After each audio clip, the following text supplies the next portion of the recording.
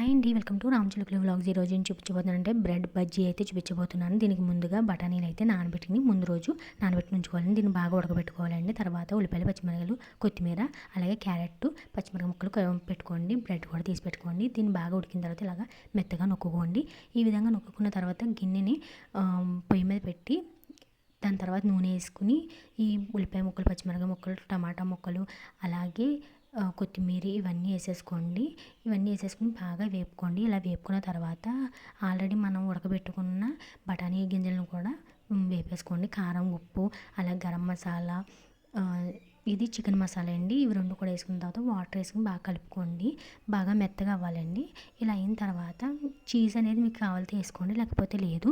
ఇలా చీజ్ అయితే నేను 2 ముక్కలు దీంట్లో వేసాను. బ్రెడ్ తీసుకున్నాను, దీంట్లో 2 తీసుకున్నానండి బ్రెడ్స్. దీని మీద కర్రీ అయితే వేసుకున్నానండి. ఇలాగ కర్రీ వేసుకున్న తర్వాత శుభ్రంగా ఇలా నొక్కేసుకోండి. దానిపైన చీజ్ పెట్టుకోండి.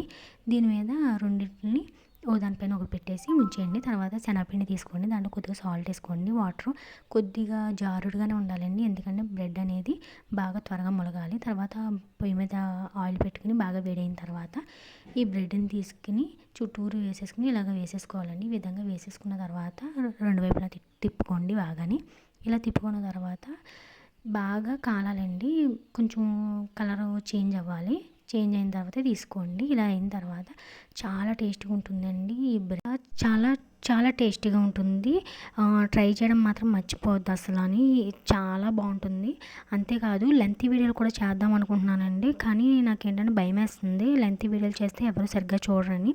చేసిన దానికి ప్రతిఫలం అంటూ ఉండాలి కదా, అంటే చూస్తే చాలు, అంతకుమించి ఏం కావాలి. చాలామంది చూస్తే అబ్బా ఎంతమంది చూసారా అని ఒక హ్యాపీనెస్ ఉంటుంది కదా. మీకు ఈ వీడియో నచ్చింది అనుకున్నా. Thank you so much.